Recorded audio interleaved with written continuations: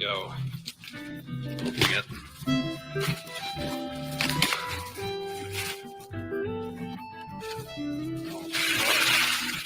Yes.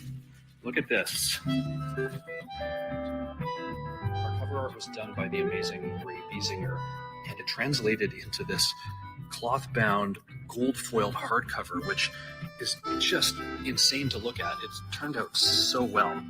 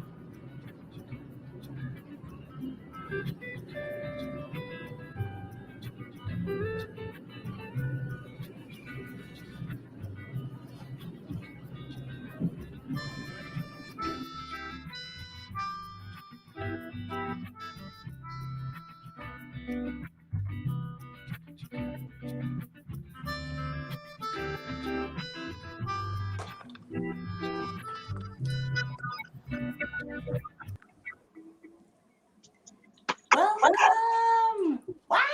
Hello. Hello! Hi. I'm Sarah Chan. I'm Leanne Brown.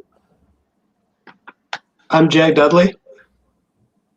I'm Jennifer Babalano. And I'm Don Iverson.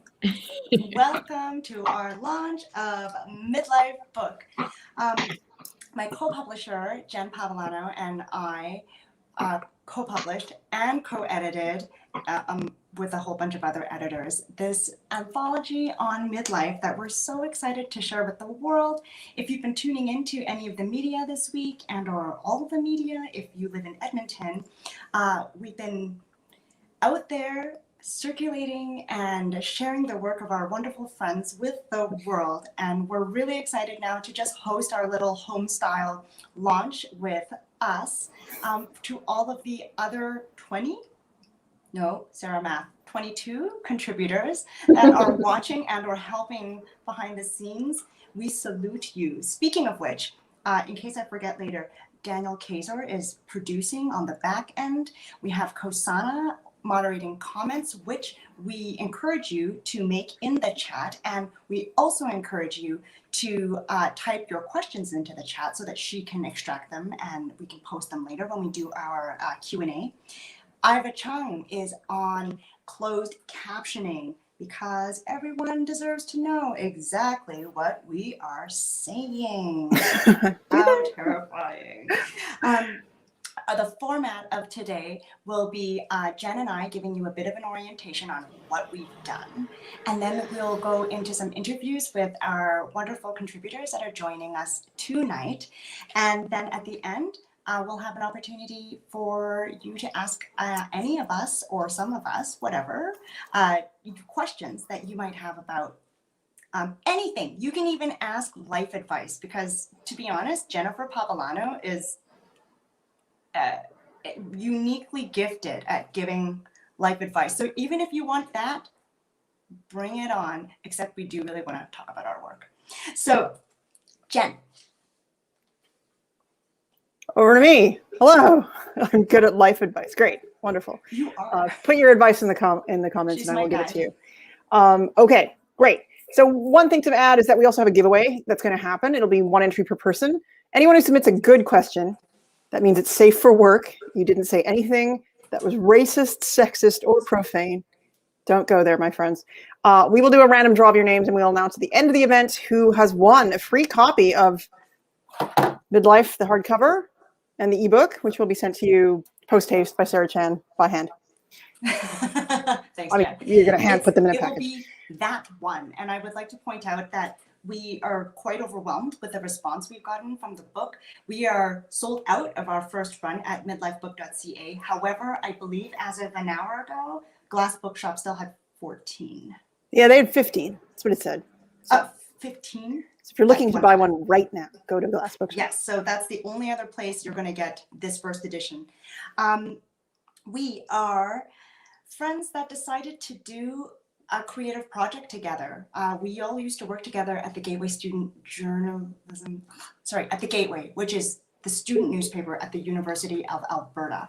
And we all 27 of us did a variety of jobs from the ages of 18 to, Jen, how old? 18 to what?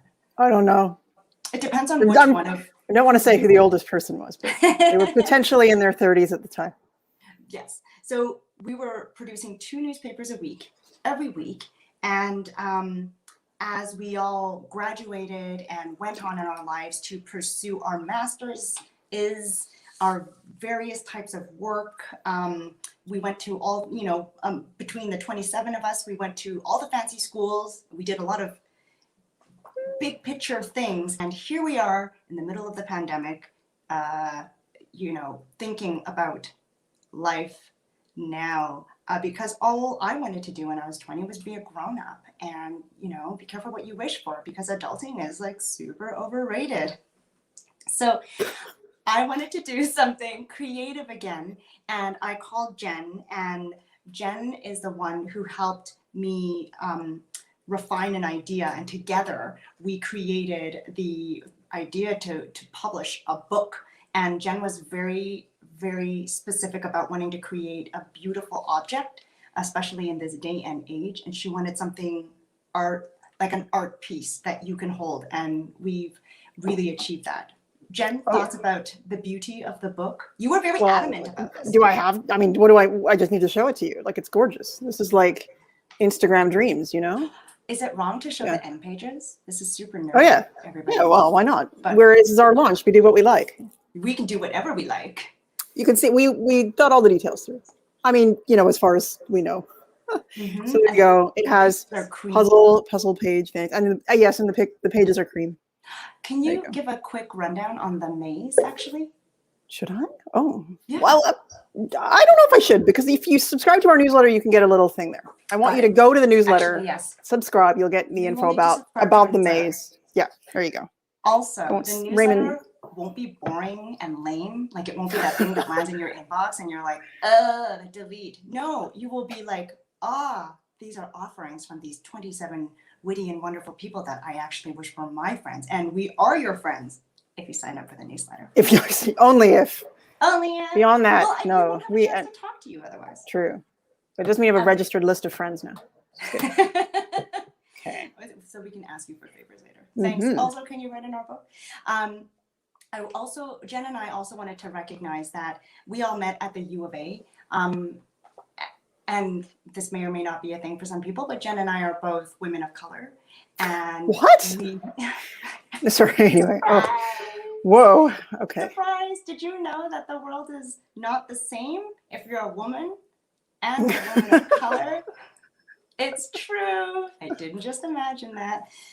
But we both come from, our parents are immigrants to Canada, and we both come from different but similar experiences wherein our parents worked really hard to push us to be in post-secondary and to support us at post-secondary. And so we never would have met each other or these friends had we not been at university. And so $1 from every purchase and $1 from every purchase for the next run that'll be showing up at the end of May will go to the Edmonton Community Foundation towards their scholarship funds, because it's important for us to help other young people pursue their education. Yeah. I think I've said this somewhere else, but education is the key to social mobility. So let's support that. So great. All right. You tell me when I'm. So we're going to transition to speaking to one of our friends here. Jen, I'll let you take it away. Oh, really? Okay, it's me. Woo! Mhm. You guys, you can see how well I was prepared for this. All right, we are bringing on. We've been His busy. name is Jag Dudley. Dudley. You said like Dudley Do Right. Did I do it? That's right. Yeah, you got There it. we go. Dudley Do Right. All right, Jag, my friend. I'm so excited to see you here. I want to ask you, first of all, what exactly did you do at the Gateway? Oh, I wrote. Always put it in quotes, humorous opinion pieces. I think I did a cartoon or two, but I wrote opinion for the Gateway for 3 years or so in the early part of the century. Oh, that's true, right? Oh, this is the next century. I do remember your pieces being a highlight of the, among many. You'd be like, "What's Jag up to today? How's Trading God bless Spaces you. going?" Let's see. I believe. Never mind. Sorry, Sarah. Sarah, it's your turn. Oh, I was looking at the show flow. I'm like, oh, maybe producer Dan didn't get the pop-ups, because instead of introducing Jag, I wrote like hilarious little tidbits from his bio that I thought would just like pop up around the bottom, and then now I'm just gonna say them. Okay. As, I think he's as got we're some. talking, Oh, I see. noted White Court Oh, resident here, I can do and it. author. But I like lives downtown in Edmonton next to a cemetery. Enjoys the company of his wife, dog and friend, Ramon the dog. There it is. Okay, Dan, keep them coming. There you go. This is You might be able to hear him in the background. Sorry. Hopefully it's not too. Oh, you're done. Okay. Uh-oh. Okay, so just backing up to now, how did you feel? Because Jake, you and I are friends from a long time ago, I guess, like we all were. Yeah. But I hadn't really seen you in a long time. How did you feel about getting back in touch again and being asked to contribute to Midlife? Yeah, it was kind of surprising to hear from you, and not not that it was oh, I'm just never going to speak to this person again. But like you said, we got super busy and we hadn't had much of a chance to hang out. And Jen and her husband Dave, I used to hang out with pretty frequently when I lived in Vancouver. And obviously, when I moved back here, we don't get to see each other very much. But it was very secretive, that first email you sent. It was like a project. It was very unclear what it was. And you just said, come to this Zoom call in early January. And I didn't really know what to expect. But I was kind of doubly surprised, though, as well, because, like I said, I wrote for the Gateway, but I wasn't really, I never worked there. I was never an editor. And hey, Sarah, I remember listening to one of the other interviews you've done in promoting Midlife. And you were talking about how you never felt like a cool kid, and the Gateway was kind of this place where these misfits could get together. But to me, you guys were always the cool kids, and I was always a little bit intimidated, especially when I first started writing, which I know is very silly, knowing the big dorks you guys are in real life. But so I was super flattered and a little bit surprised that I was included with all these people that, did the work and did the late nights and had all these stories. And then when I realized I had to write an essay, I got really nervous and scared because it had been a while, and it's nerve-wracking putting yourself out there. But yeah.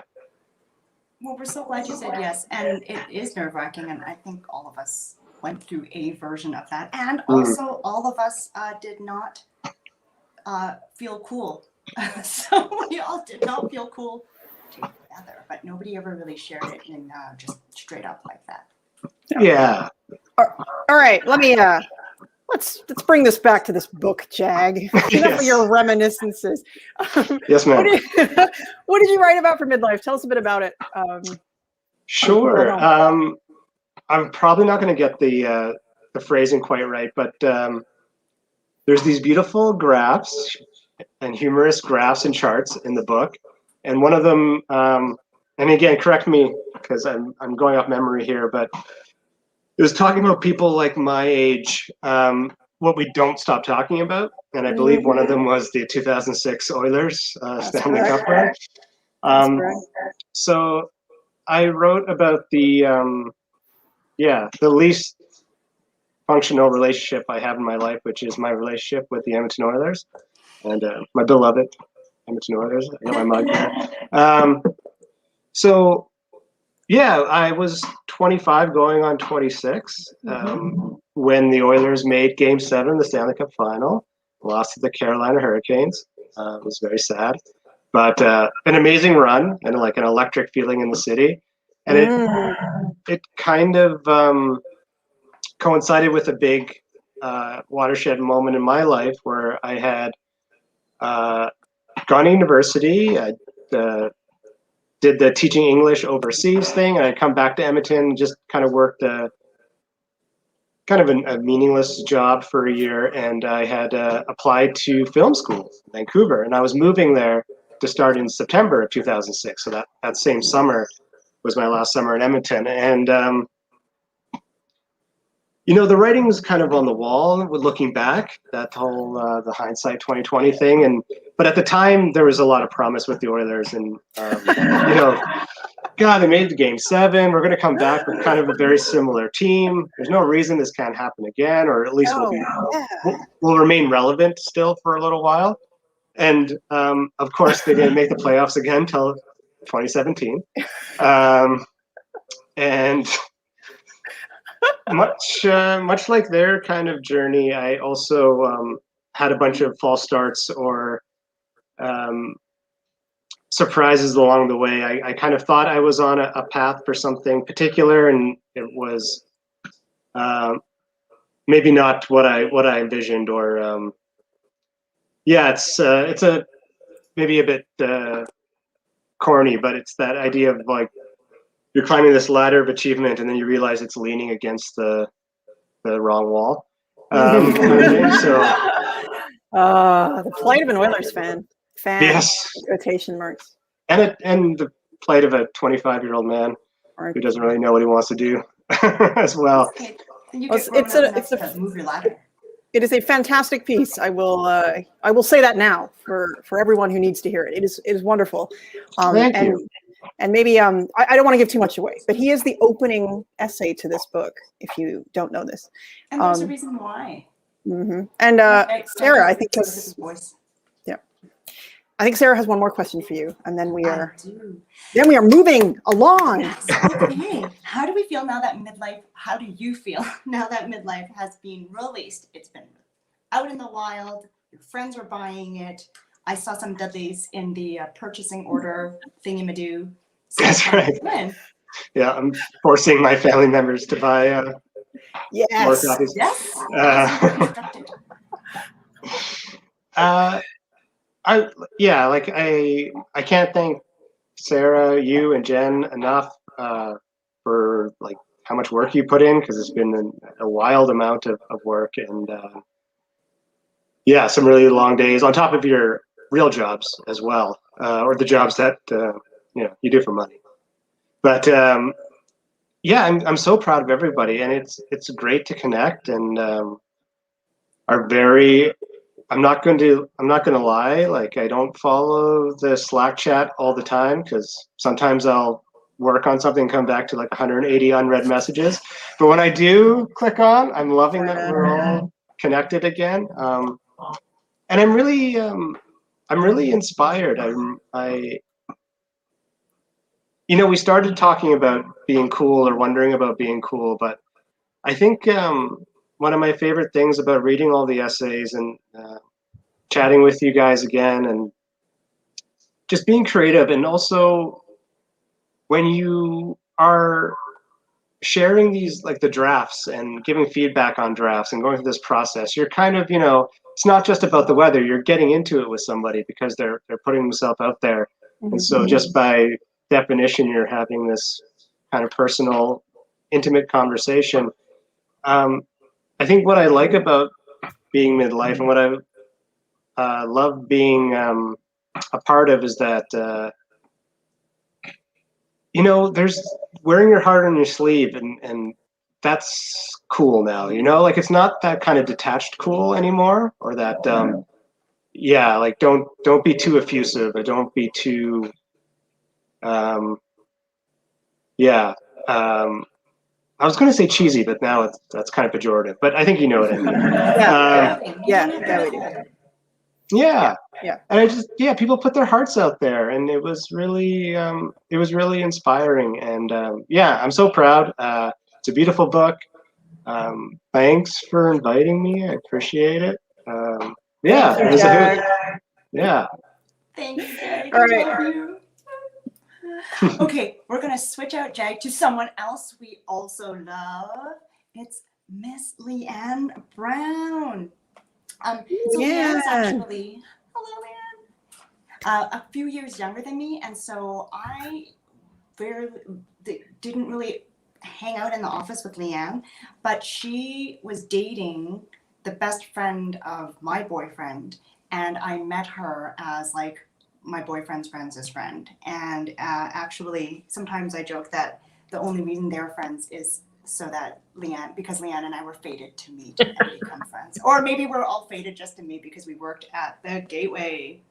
So Leanne, you write cookbooks, and there'll be cute little things about all of the amazing things you've done. But I wanted to ask you what your piece is about this time, because it is not a recipe. It sure isn't. Yes, it was.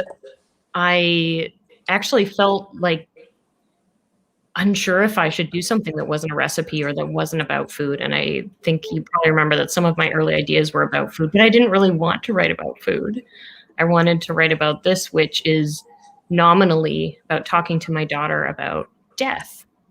And not just, so my 3-year-old, she's now 4, but really introducing the concept of death, that we die, that life is essentially defined by you're born, you get to be alive for a while, and then you're not.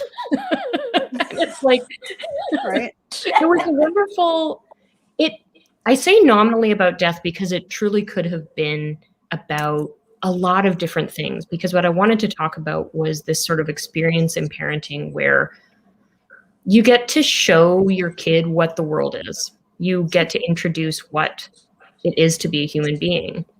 And sometimes you have to be sort of the bearer of quite sort of bad news, or depending on how you see death. But certainly my experience, in the piece, we came upon the topic of death walking through a cemetery, and I sort of was laughing internally to myself because I hadn't thought that my super curious child would have any thoughts about this. This wasn't something I was going to have to be dealing with today.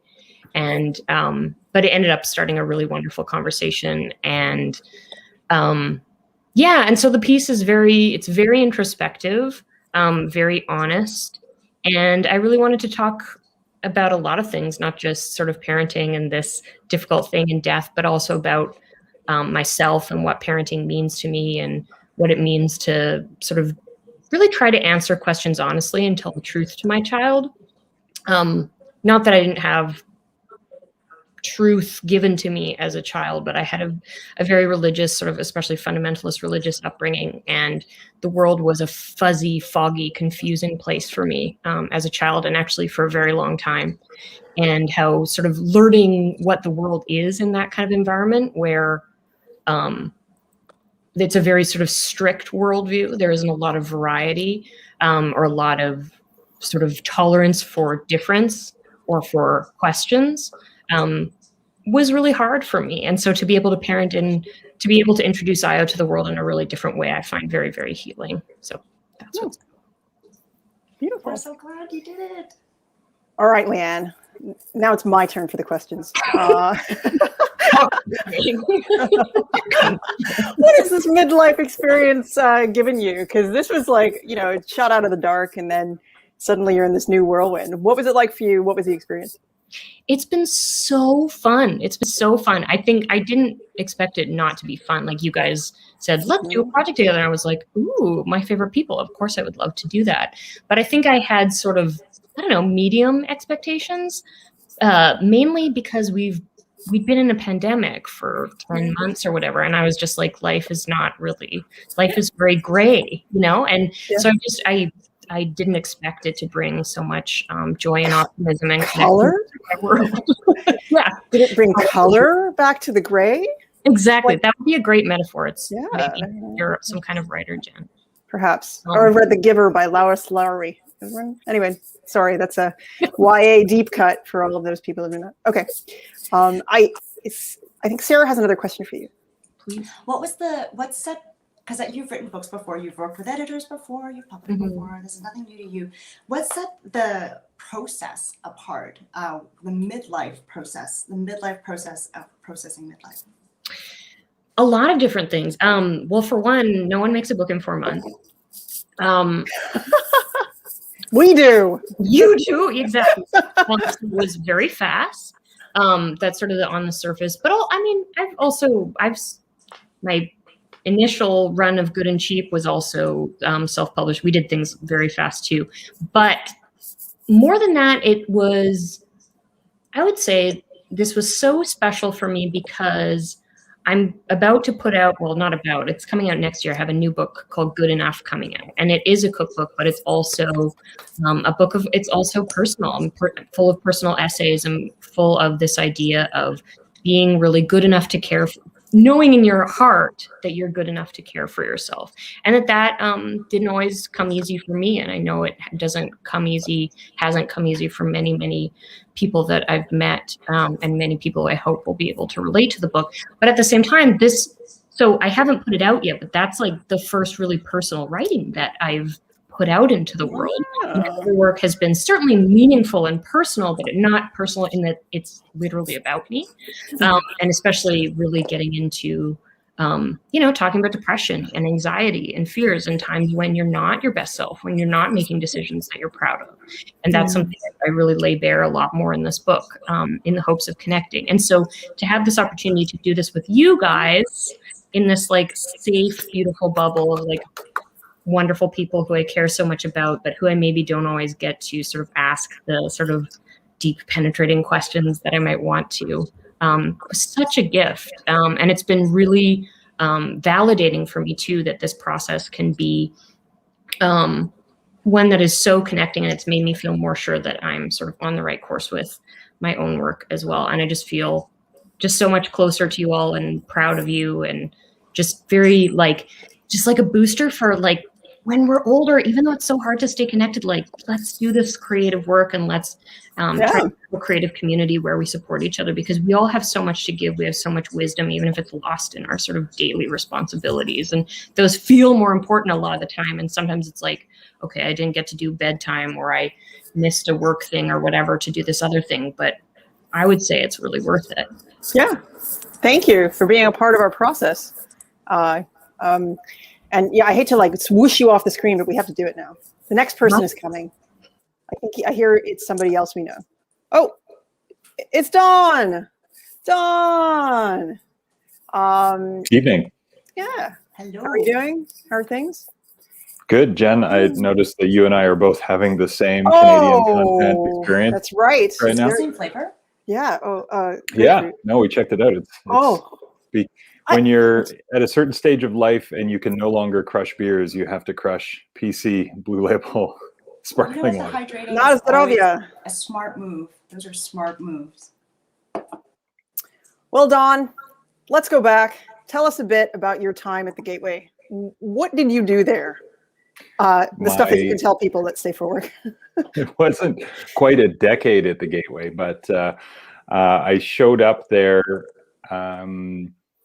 in 2007 and wrote some CD reviews and a couple theater reviews, and then I was like, and then the next year I was the circulation manager of the paper, so I delivered it, and over several different jobs that I had, including managing editor, and then some time in Toronto with Canadian University Press, and then 3 years as sort of business manager, pseudo publisher of the Gateway. Whenever the circulation kids wouldn't show up, I had to deliver the newspaper. So that's how it got to 1,000. And I secretly loved doing it. I invented a whole set of Olympic sports called the bundle toss, and there was some bowling with extra newspapers. So yeah, it was good times. And I met some of the best people in my life, one of whom I'm married to, and others I've worked with on campaigns and tried to make a difference in the world with. And it turns out rejoined with 26 others to make this book, which has been lovely. Yeah, it's been wonderful having you with us. All right, I think there's another question coming from Sarah. Yes. How did it feel to write for yourself again? It was weird, but it was fun, and it was a really great opportunity to reflect. So I still get to do some writing in my job. I have to write the odd strongly worded letter. I get a lot of help. I mean, I work with 14,000 brilliant and committed public servants at the city of Edmonton, many of whom are better writers than me. So some of the strongly worded things and very thoughtful analysis comes from the team. So I do still a lot of editing, and I still do a bit of my own. My favorite movie is not Waterworld. I just have a special fond for Waterworld, just for the record. Not all of these things are true. Don't believe everything you read on YouTube or see on YouTube, actually, words to live by in this day and age. What is your favorite movie then? Oh, God, it's probably... It's Wes Anderson. We're narrowing in. It's either The Life Aquatic or Rushmore. It depends what kind of day I'm having, actually. I seem to recall we were talking about Rushmore incidentally another time, and I think, has your relationship with that movie changed over time? Well, that was one of my possible essay ideas, is I was going to write about how in Rushmore, as I have aged, I have gone from identifying with Max Fisher to identifying more with Herman Bloom, who is, I think, the best character in all time of movies. All right, but I've seen Star Trek. There's other characters I would maybe name ahead of him. Oh, by the way, you may not know, Don, that Janet really likes Data, Commander Data. Doesn't everybody? This sounds like he fixes everything. Everybody loves Data. Who doesn't? Who kind of monsters don't like Data? You missed a thread in the Slack on. Really Just gonna say, one of the world's all-time tear-jerking moments is that Data episode where he builds himself a daughter. Okay. Yeah. Shall we all? Yeah. Let's take a moment. that could be Data's midlife essay. But no, I have to confess, I am not caught up on the Slack. I've been slightly distracted managing a once-in-a-lifetime public problem at a civic level. Yeah. Fine. All right. Okay. We do have one more question for you. Actually, no. Do we have another question? I think yours is the importanter one. All right. Okay. Here I go. You've been active on climate change in your role as mayor. And you wrote a piece that has a very sort of different perspective that's probably more personal about your relationship with climate change. How do you feel about that piece now being published in this anthology? Well, it's cool that it sort of came out today officially on Earth Day, but even more significantly, the piece talks about my fears about having kids and the sort of ebb and flow of hope and fear around existential threat in climate, which I've been to enough COPs and enough IPCC events and enough cities and sustainability events to be steeped in the science, while not being a scientist, enough to take seriously, even just the sections of the reports that are written for policymakers. And so it tracks the roller coaster of that, the hope I had when I was like, yeah, you know what, I think it's going to be okay. I think we have all the technology to do this. And then we had a couple of kids, and then it was like, oh God, we don't have the will to use the technology, even though we know better, right? And then my work trying to bring climate solutions forward for Edmonton, and doing that in the context of the traditional hydrocarbon business and energy business here, and how that's sometimes uphill.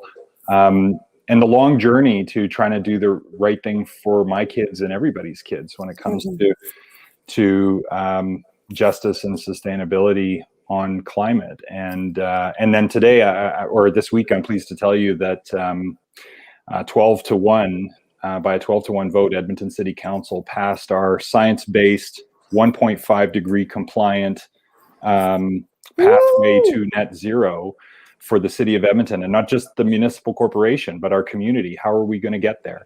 And we did this 4 days before Biden committed to it today. So we're ahead of the pack a little bit. But frankly, what's happening in the United States creates some space for this to happen. I talk a bit about that in the essay. But ultimately, I talk about the hope that I also get from my kids and how they keep me resolved to do this work through an intergenerational lens. So it was a good week for the book to come out, because we did a significant thing in Edmonton, which includes, by the way, something called a carbon budget, which you're going to hear a lot more about in the coming years. And people talk a lot about balancing fiscal budgets, which obviously we need to do. But if you are in permanent deficit on an ecological budget or a biodiversity budget, you're dead. And so balancing our carbon budget in the next 30 years is necessary for human survival on this planet. The planet will survive without us, but it'll shake us off if we have the kind of hubris we had for the last generation. So fortunately, kids are coming up with phenomenal leadership, and I hope that our kids will be inspired to carry on this kind of work. But yeah, the essay covers many of those things in 1,867 limit pushing words. Yes, that's right. And I look forward to hearing what people have to say about it. I'm wondering what Iva is feeling back there, typing all of the closed captioning with. I guarantee that she got all of it, and I think she would dig it. I just imagine her just furiously Type. climate typing for you. Climate typing, yeah. Dan, can you bring back our other panelists? I think it's time for Kosana to pop up some questions. I don't know what kinds of questions people might want to ask of us, or life advice that they need from Jennifer Papalano. But Yeah, ready great. for it. And if it's directed to one of us, great. And if it's not, we are opinionated. We will answer Star Trek questions too. That's true. Well, Don will answer Star Trek. All right, fine. Yeah, Sure. but I'll do the next generation. I can't do any other ones, but just the next And generation. TNG as well. Yeah. How long did it take Midlife to come to be from start to finish? So Jen, that's for you. The call was on November 26th. Okay, well, you and I started talking. We started brewing the idea up in the November, and then I believe we sent the first email out on December 24th, which for many of those who follow the Christian faith would know as Christmas Eve. And then we said, and a week later, we want you to come to a video chat in which we, a Zoom meeting. Well, oh yeah, you're right. I don't know. But yeah, start to end, it was like 4 months. I mean, I say that actually because that includes the printing. But if you actually say, when did you finish the content? We actually finished everything like done, February 26th, which is like quite fast, between just about January to February 26th. So 2 months, right, for the content. And then it was the printer's job. We handed that baton off to the printers, and it was theirs. And that all came back to us in April. And then the book was available for sale starting this Monday, which feels like 4 decades ago now, because we have talked about this book so much and thought about it and dreamed about it and had stress dreams about it. And I'm happy. We had most stress dream because on our media on Monday morning, Jen, because she's on Pacific time, had to wake up at a horrible hour. Yes, 4:30. I'll be specific. You will know it by vivid remembrance of 4:30 in the morning. So yes, that was really brutal. The I believe the email subject was a tantalizing invite. Yes, that's right. I was like, you need to write it. That's how it was pitched, a tantalizing. But yeah, everybody showed up. Yeah. It was great. Yeah. Next question. I Oh, love Sal. it. Sure. Jen, you want to read that? I don't know who Sal is. Tell me about Sal. Selena Ibrahim is the chief of staff to the city manager at the city of Edmonton, and also a super bestie friend of me, and also I slept on her floor at LS many years ago. Wow, look at that. All right. I love the picture of all of you on the website under contents and contributors. Made me think of community. Did this book redefine for you what community means in midlife? All right. Well, I did a lot of talking, so somebody else take this one. Yeah. I'm going to point at Leanne. Yeah, I can take this one. Yeah. So. I don't know if it redefined it, but I think it did remind me, and I think many of us, that it's possible to do it and do it big, not in a sort of like, hey, I need a few more friends. Right. That's like a thing you need, along with like your family and seeing the parents of your kids. But not only that you can have sort of your older friends and occasionally be lucky enough to make a new friend, or someone you play sports with or something like that, but actually you can really have like deep community and friendships, and you can still make things, and you can, it's like a writing group, but with more, I don't know, basically, yes, like it did redefine it. And I think, Yes. I feel like I can't even express how much, like, yes, definitely. It was a really, really important reminder that you can like get energy from friends and from doing hard work, which I think for me as like sometimes a fairly, or not sometimes, very much an introverted person, that can be like right, actually working with the right people you trust, people who can help you, can carry you, and believe in your work, makes everything better. I have a follow-up question for you, Leanne. Which is, did you find that having like a shared history was like sort of helped speed that along, like just knowing that you knew everybody a little bit? Yeah, it did. Yes, because you know everybody, at least just in the sense that you know when you spend time in especially sort of somewhat difficult and stressful situations, you get to know how a person reacts in different situations. That tells you a lot about who they really are, in a way that you can take in sometimes, even if you're not necessarily asking probing questions of everyone. But at the same time, I think that also creates on the other side, almost a little bit of, at least for me, worry that like I care what these people think. Oh. So there's that too. That's like, yeah. No, I've seen it all. Maybe not from you, but I've seen everything. So whatever. There's nothing that can disappoint me about any of you anymore. I do think that we all wanted to work really hard with each other. I think it was Leah, our engagement queen. If you've seen all of our stuff out on social media, that's her. She was saying that everyone cared so much. Yeah.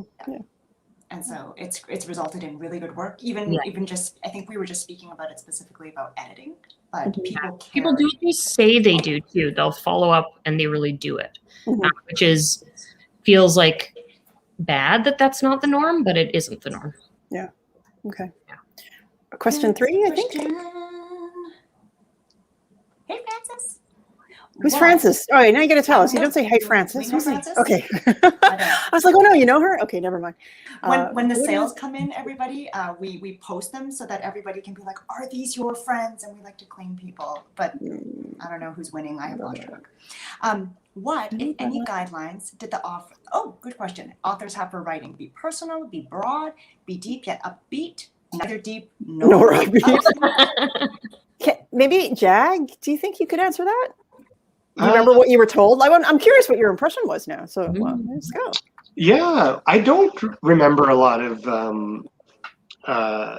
guidelines really. I mean, it was introduced to us as a book reflecting on being older, but I don't think it was even called Midlife at that time. The title came later. So we knew that anything we would write would probably be representative of our midlife experience. But I think the way it was brought up, if memory serves, was we're stuck in this quarantine. We want to do something creative. We want to hear what you guys have been up to. No, I felt no scaffolding on what I was writing, and it was interesting when I finally got to start reading other people's essays. We're like, oh shit, man, people went deep in this, and yeah, they really some serious stuff here. Yeah, it's giving around. But no, you guys Jen, do you were. want to answer the question in like kind of worky terms? Because there All were right, guidelines. sure. We did, Jag. Now I know how well you read my presentation. You don't read the meeting minutes? It had to be under 1,500 words. That's right. Okay, you got that. Good. But we did say it was midlife was the theme. Like we didn't have the title at that time. You're right. But we sort of had maybe some prompting questions, which was like, what would you tell yourself when you were younger? Maybe just a way that midlife has been unexpected. I remember this now. All right, good. See, there you are. See, I told you, and as Leanne, we said earlier, no one can disappoint us. So, I still feel love for you in my heart. Trying my damnedest, though. But yeah. You work real hard at it. But, everyone got 4 pages. Everyone, like in the chat, is supposed to be appropriate. And, and, we all have different ideas of what appropriate means. And so, there's some calibrating to be done there, too. We're not the silly little kids we were 20 years ago. People have different experiences, and we have to be respectful of that. Mm-hmm. And I think everybody we didn't tell them to be personal, but I think they just were. And in terms of upbeating, or deeping, that was up to. Yeah, it was up to you. Yeah, like something that felt compelling that you could write about. I do think the personal essay ended up happening because we are stuck in our houses, so it would be very hard to do original reporting right now. The one subject you have all access to is yourself. Oh, and everybody's been sitting alone with themselves. Exactly. Lots of time for interviews. Okay, shall we go to question 4? Another one. All right. Royal Cobalt. I'll just read it. Does being part of this book make someone a real adult? I may or may not be married to one of the contributors. We need to know who. Yeah, I don't know. It's ringing any bells. There we go. That's a great spy name, though. Yeah. It is true. But can't we deduce, if they're married to one of the contributors, that it has to be Lazen or Zeben? It's not one of you, though, because you're the other people that are married around here. So anyway, maybe they're not in the book, though, right? They're married, but not in the book, you see. Maybe let's ask Dawn. Yeah, there you go. Good day.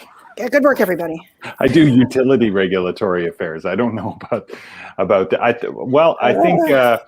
I think the premise is that we are each of us only as old as we feel. And if writing in this book forced you to feel like a grown-up, then, which I think it did reading the pieces, then I would say probably, but that is in the eye of the auteur.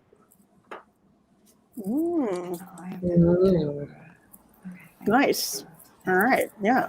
True adulthood is conferred on yourself. That's about as profound as the opinion pieces I used to write directly into the InDesign template back in the day.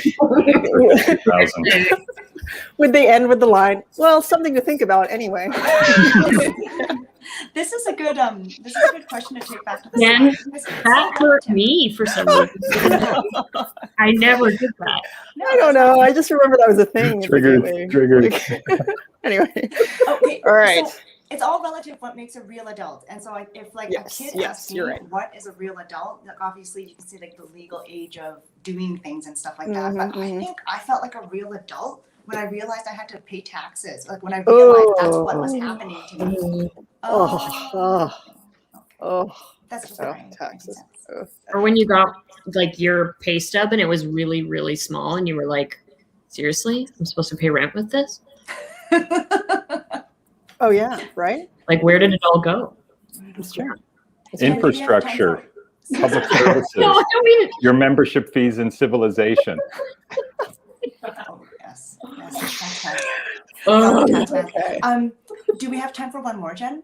Yeah, I think so. We got lots of time actually now. I thought we, confession audience, I thought we were going to go super long, but it turns out we have lots of time. So we can answer more. 5. Well, Jen. Rosie. I'm going to let Sarah do this one. Thanks. She's one of my ladies. Was it?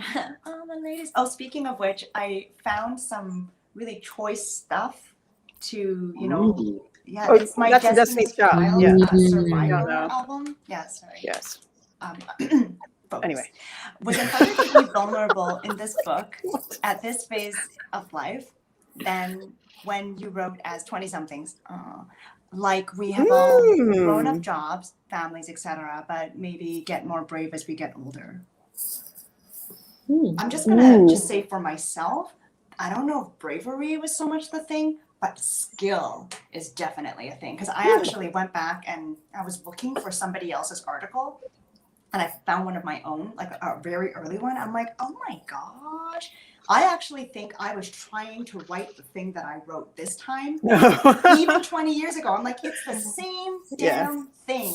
Wow. But I didn't have the skill to execute it or the emotional maturity to get it right. And I think I did this time. So I think skill and experience made that easier, but I don't know about brave. I don't know. Yeah, when I think courage, I think Sarah Chan, she's out there. You know, I would layer onto that just a little. I will add that our very wise and generous friend and teacher, Erica Thorkelson, who led us through this personal essay writing experience, talked about how throughout time things happen to you, but you sort of need time to process it in order to write about it properly. And with a level of wisdom that, you know, gives people something as opposed to being kind of exploitative about your experience for whatever reason, right? And I think coming to our middle age, now you realize you have 40-ish years of experience, you're able to have that space and distance and wisdom to write about it smartly. And so maybe I didn't, I kind of agree with Sarah. Maybe I'm not as brave. Well, I don't know. Maybe the bravery aspect actually does happen because as you do get older, you're sort of like, I was so worried before, and like now, who cares? You know, we're all gonna die, so you should like run through life as hard as you can and do all the things before, you know, death comes for you. Okay, and on that, much more context to offer as well, and maybe more. I would say for me, I definitely do feel a little more courageous and more like. I can imagine that I actually have something to offer that could be helpful, that someone could relate to, and that I have the skill to express that in a way. Like I think that certainly wasn't something that I felt when I was younger. I would agree. Dawn, Jay? Better, easier, harder? Go ahead, Dawn. You're going to say it. I know. Easier, I think. Well, it was harder to be vulnerable. No, but that's $20,000 worth of therapy, probably, not just the passage of time. It's the work, not the time. Maybe it's both together. I don't know. Well, I think for you, it was difficult for you to, well, not difficult, but you were writing something that wasn't at your work. But it is about a values-based thing that you care deeply about, which is part of the reason why you do that work. And so I like the way that you were able to balance that in the end. Well, yeah, the first draft of my essay was like several paragraphs from State of the City. And the feedback from the editing process was great because it was like, this is very interesting, but it's very mayor-y. And let's hear a little bit more about these kids who you were debating having. And so I realized I have amazing stories that are now in the essay that's much more balanced out, but still grounded in the context of international local government climate diplomacy. fantastic. Jay? All right, Jay? Are we doing one more? You don't have to. Yeah, you don't have to. We don't have to. You know. Let's go to the next Let's question. do another All right, one. okay. I'll take the next one. All right, good. Jill. No, I won't take this one. Okay, Jen, you read it. Maybe you should. All right, Gil or Jill? MT? Jillian. I think this is Jillian. This is Jillian? Oh, okay. Great. I've heard so much about COVID dogs. Is Jasper your midlife dog? And did any others get midlife pets? Also, can we dog sit Jasper? Wow. Yes, you can dog sit It's a Jasper. triple decker question there. So we can test to see if her husband has like prolonged allergies. But Jake, can you share about your not COVID dog Ramon, who you said seems like Jasper? Yeah, they would hate each other. Ramon is Wow. He's a great guy. He's the Shaquille O'Neal of Boston Terriers. He's like we were told they'd be about 20 pounds. He's 40. But he's got a little bit of Australian Shepherd, I think, is what makes him mutant-like in both appearance and disposition.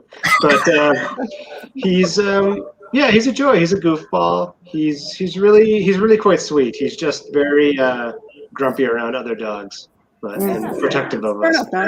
You know your dog. Yeah. Buggy eyes, squishy face, very cute. All right.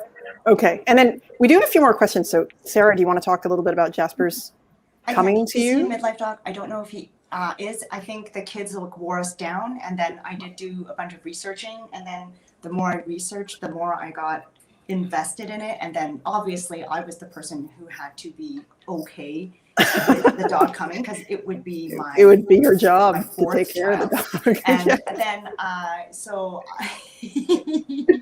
but we just took the plunge, and then you're fine. And we took the plunge, and Jasper the dog has been a real inspiration. Dawn, would you like to speak to the inspiration of Jasper in the household? Wow. Woof. Well, what my observation about the dog is that the dog is always present. So people talk in mindfulness about presence. The dog is not capable of anything else. So his default mode is presence, which is really handy. If you're not present, the dog can get you there real fast because he is.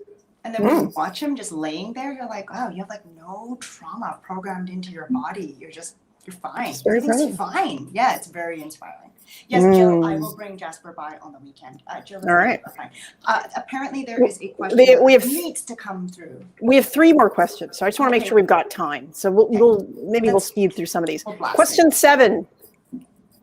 Bring it onto the screen, sir. Or do I do it? I don't know. Dan, can you get the next question up? Or someone just texted to Jen, because I can read it. I just feel like the people at home should be able to read it too. No? We're all at home, so I don't know. Oh, there you go. Oh, okay, that's actually number 8, but that's okay. That's fine. What surprised you most? Myrnicon asks, what surprised you most, or was your biggest aha moment through this process? I can do that one. I think I answered this in some other interview, but what surprised me most was that everybody forgot they could write. And we did get, we sort of had a registration deadline. It's like, if you want to participate, give us your topic, and then, give us a thing, like all your info. And we would get some of these like very tentative, like secret messages sidling up to the side where people would be like, I don't know. I've never done this in so long. And I'm like, seriously? I worked with you for like years, and we did like, 52 issues a year or whatever. And you like could definitely write something. That skill doesn't go away. So that was very surprising, but lovely, because we were able to help them reconnect with that. And lots of people have said that. And biggest aha moment through this process was allowing, I'll relate it to the first part of the question, which is allowing surprises to happen, which was, at the beginning, we were just like, oh, let's just make this like an editing thing, and everybody will work in splendid isolation and send us stuff and whatever. But like in meeting number 1, somebody was like, we need to have a Slack. And then suddenly we were all working on this together. Yeah. Oh, it's Leanne. Okay, there you go. I could not see the chat because I was working the shared screen at the time. So I could not see this. You will understand these video conferencing foibles, but I couldn't see that. And I knew that somebody wanted the Slack, and then the link was sent out immediately. And then suddenly everyone was on there typing together and working out this whole process together. And then actually when we put the whole project together, it was more than the sum of its parts. They call that, what is that, Gestalt or something in this thing. But, it was like we had all these pieces. When you actually read it, it's actually also something extra when you read them all together, because it's there's like a connection between all the writers, and we're all friends. And it's interesting to see this range of stories that runs through all of them that are all still part of people that we like and are friends with and have a relationship with in some way. So anyway. I mentioned in a different interview that we were brave. Like, I think everybody felt braver to do something personal because they were doing it with a whole bunch of other people. Like it wasn't just publishing one book by yourself. Yeah. My moment was when I opened it up, actually. I'll just take it. And I was looking at the spine. And, you think like when you're a little kid, you're like, maybe I'll write a book one day. And then the book will say like, your name on it. And then actually when I was looking at it, I had to cry in the car, Jen. I didn't have time. Did you? Oh my I God. thought it actually means way more to me to have my name Yeah. next to Jen's. Oh, That was a wow. moment. I was like, this is better than having just Sarah Chan's name, because it's Mhm. indicative of this project being led by two Vismin women, and I don't think just anyone can publish a book and lead a team in 4 months. And in the, not to be self-indulgent, but just in terms of like recognizing the talent and our leadership, which is very uncomfortable to say out loud. I'm just going to work on being more comfortable. Push right through. That. There. Uh-huh. It was great. Next I love you question. too, Sarah. All right. Okay. Yeah. Next question. I see. Oh, okay. Oh, Round table. Damn. I like that she requested a structure. Go, Rowena. You guys are friends, right? This is a thing? Okay, good. we worked together earlier today. There you are. Okay. Whose essay surprised you the most and why? Don Iveson, you first. Oh, it's the one we're not supposed to talk about. Oh, I don't know. I don't know where this Which is going. essay surprised you the Just most and why? be safe for work, Don. That's all. That's all we're asking for you. Okay, yeah. No, I really liked it. Didn't, I don't know if it surprised me, but Jeff Moises, it Yes. helped me unpack him. Like, I've known Jeff and he's brilliant. But the sort of multiple realities, I've thought a little bit about that, but I've been kind of obsessed with that since his essay. So it's really lingered. But it is, I don't know if that surprised me, but it's the one that stuck with me in that sense of got me still thinking about it, right? Though there are so many beautiful pieces in this book, it is very hard to choose. Yeah. It's hard to say which surprised me. I don't feel like I was really shocked by any one, because everyone's a person and everyone contains multitudes. And so even if maybe some people who were usually funny, maybe were less funny and more serious, that didn't shock me at all. But I will say I really felt like new understanding of, I loved Iva's piece very, very much about her guinea pigs. Very much enjoy Iva. I love this. I should just gush about Iva's piece now because she's to write it. Yeah, totally. You'll force her to. Yeah. Burn those fingers. Iva's piece was just incredible. I really loved Iva's piece. It felt like I got to know this like really sweet, gentle side of her that's always under her more serious facade. And I'm gonna stop being mean now, but I really loved it, Iva. Good. All right. Jag. Oh man. What's immediately coming to mind is maybe Chris Boutette's. Because he is one of those guys who moved away way back when, probably around 2006 or 2000. So, and yeah, we didn't keep in great contact, just on Twitter here and there, but nothing significant. And you're right, Leanne. Like, someone who's kind of funny going serious is not really a surprise, but it's just sort of the image I had of him was sort of locked back in that Gateway Chris, and maybe a bit cool, quirky, kind of funny, but sort of from a left field kind of humor. Yeah. But to read something that was, and not even just the emotions expressed, but just the format of like this letter, or this is like giving something, I thought was it was really touching, and it really was seeing like a whole new side of somebody. And it's not surprising that it existed, but it was still like a pleasant surprise to read. Yeah. All right. All right. Me next or Sarah? You go. Oh, okay. Me. Okay.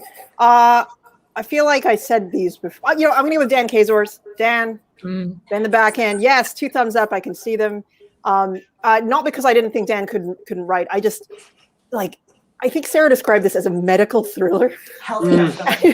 And you start to read it and you're like, oh my God, this is like a John Grisham novel. How will it end? And like every moment is a little bit of a cliffhanger, and you're like, Dan has a heart attack, and it's called the heart attack piece, which is not a surprise if you have read the table of You keep contents. joking that people will But think yeah. it's about a breakup. It's Oh about- yeah, true. It's not a metaphor. It's about a literal heart attack. And it's great. It's amazing. And actually has, takes that experience and threads it into a much larger kind of life journey that Dan took in his perspectives. So Sarah, last one. And then we have one more question after this. And then we're going to wrap, call the names and wrap. Okay, go. And then you can go to bed. Yeah. Because you're tired and you're old. Yes. Except Jen and I still have a whole bunch of work to do tonight. Yes, we do. Mine was Neil Lozano's.